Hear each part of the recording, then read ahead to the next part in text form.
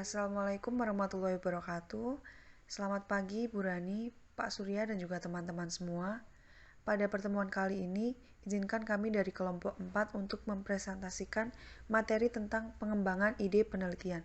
Sebelumnya, perkenalkan anggota dari kelompok kami yang terdiri dari Hernita Sulistiowati, NPM 4073, Adisa Nurafia Rahma, NPM 4074, Arya Oktavian, NPM 4075, Muhammad Fatoni Rozi, NPM 4078, dan juga Karimah dengan NPM 4079. Yang pertama, kita akan membahas tentang tahapan penelitian menurut Howard and Sharp, tahun 1983. Tahapan CAS yang dijelaskan oleh Howard and Sharp merupakan serangkaian tahapan yang diharapkan akan berkembang melalui sebagian besar bentuk penelitian akuntansi yang berasal dari ide asli ke akhirnya publikasi. Yang pertama, ada tahap identifikasi area yang luas.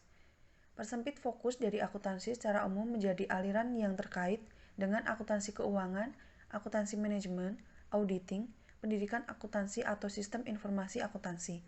Yang kedua ada memilih topik, spesifikasi subarea untuk memberikan fokus yang lebih ketat, serta dapat dimodifikasi sesuai dengan perkembangan selanjutnya.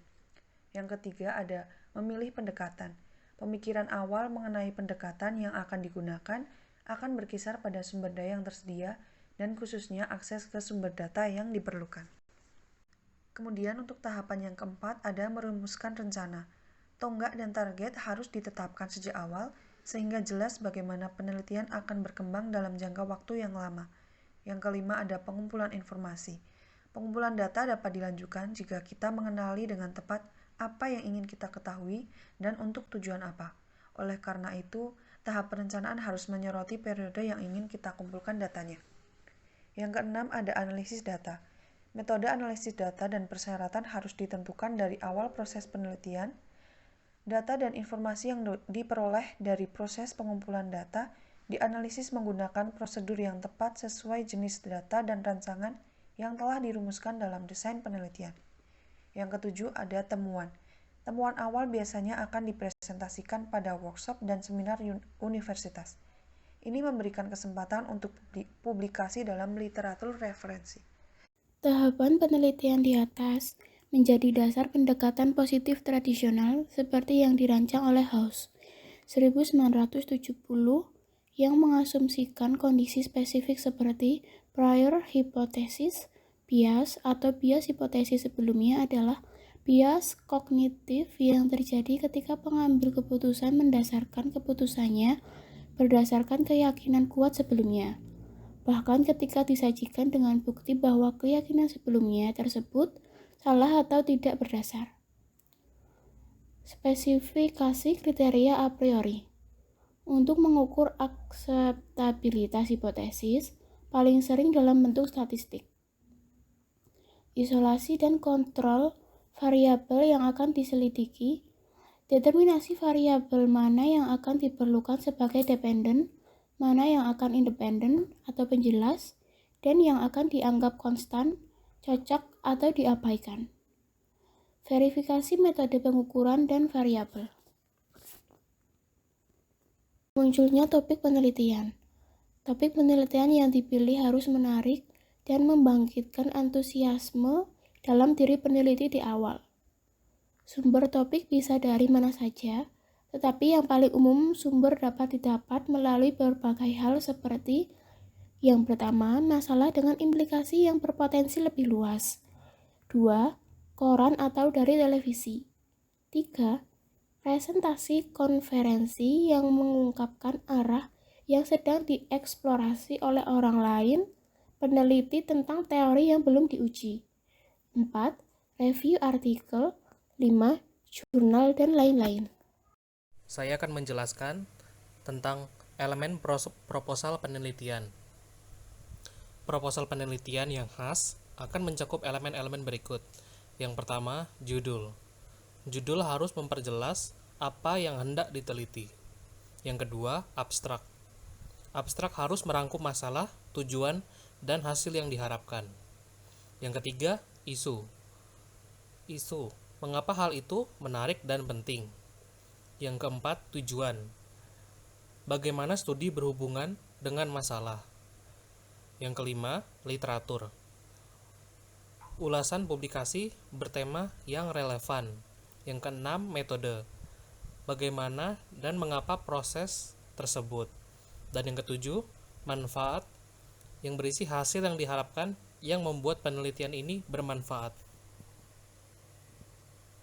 Selanjutnya, saya akan menjelaskan tentang kerangka konseptual. Kerangka konseptual merupakan sebuah alur pemikiran terhadap suatu hubungan antar konsep satu dengan konsep yang lainnya, untuk dapat memberikan gambaran dan mengarahkan asumsi terkait dengan variabel-variabel yang akan diteliti. Pemilihan kerangka konseptual yang tepat pada sebagian besar penelitian ditentukan berdasarkan beberapa landasan sebagai berikut. Yang pertama, berpikir deduktif. Terdiri atas analisis konsep, teori, prinsip, dan premis yang berhubungan dengan masalah yang akan diteliti. Yang kedua, berpikir induktif. Terdiri atas analisis, penelusuran dari temuan hasil penelitian orang lain yang terdahulu, yang terkait dengan masalah dan tujuan penelitian. Yang ketiga, merumuskan permasalahan, serta penetapan tujuan penelitian yang didasari atas sintesis dari analisis landasan pertama atau kedua, dengan cara berpikir inovatif, kreatif, sintesis pengalaman, teori, fakta tujuan penelitian, serta teori berpikir kreatif yang kemudian disusun menjadi kerangka konseptual penelitian. Selanjutnya, saya akan menjelaskan tentang struktur DNA, pengembangan teori baru. Pengembangan teori baru di dalam lingkungan kimia dari struktur DNA. James D. Watson, 1968, memberikan deskripsi mengenai proses penemuan dalam penelitian ilmiah. Proses yang menarik dalam penelitian ilmiah, pengembangan teori, dan pemodelan konseptual. Watson and Crick menyelidiki faktor penyebab keberhasilan dalam pengembangan model teoritis baru yang mempunyai implikasi untuk semua penelitian dengan mengembangkan model sesuai dengan bukti yang tersedia dan menunggu konfirmasi diterima atau tidaknya kerangka kerja mereka dari temuan empiris orang lain. Bagi peneliti, implikasi yang lebih umum adalah kewaspadaan yang konstan dan sikap mempertanyakan terhadap karya orang lain dan publikasi yang ada.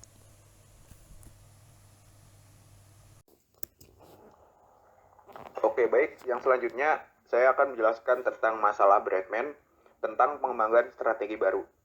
Bradman merupakan sebuah fenomena, pengembangan dan pengujian strategi alternatif dalam mengatasi olahraga dari The Bradman Problem yang dirinci oleh Lawrence D. Quains dalam bukunya yang berjudul The Bloodline Controversy pada tahun 1983. Yang menyajikan pertanyaan penelitian yang unik dan sejumlah alternatif yang bisa memberikan solusi yang berhasil dalam permasalahan ini.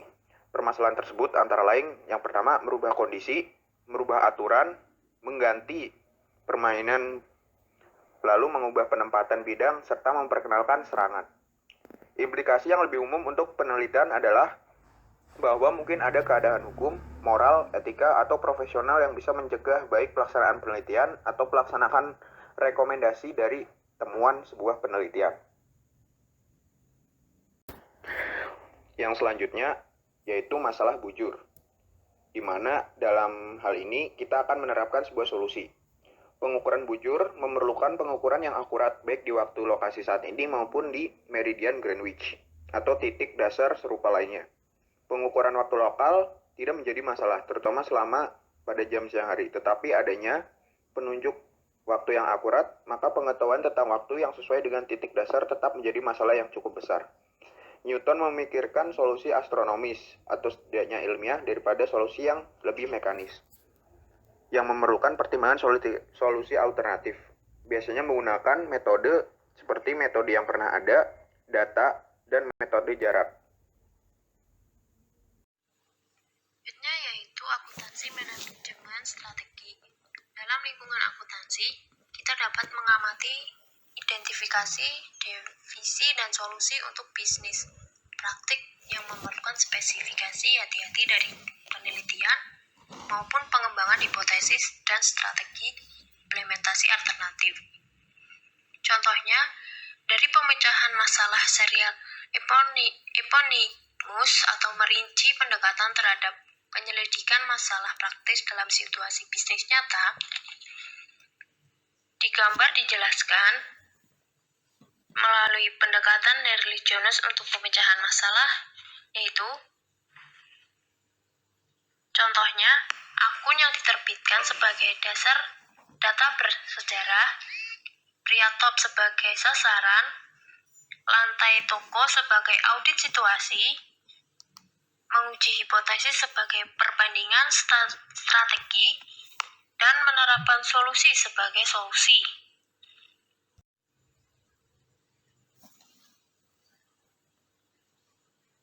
Proses urutan peningkatan. Pendekatan sistematis hampir strategis yang relatif bergantung sedikit kepada teori.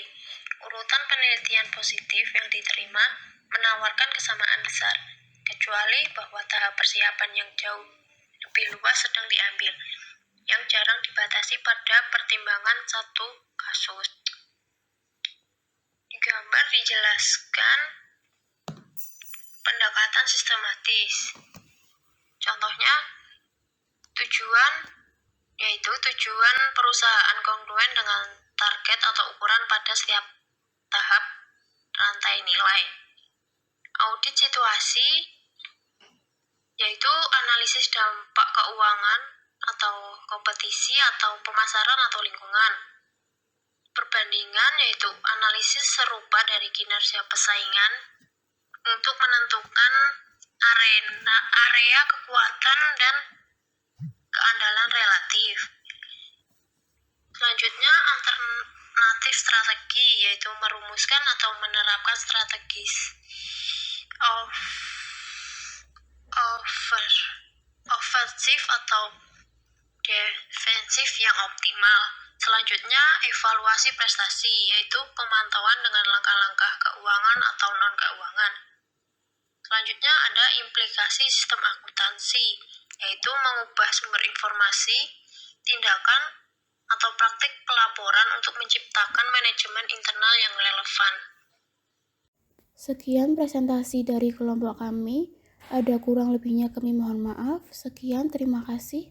Wassalamualaikum warahmatullahi wabarakatuh.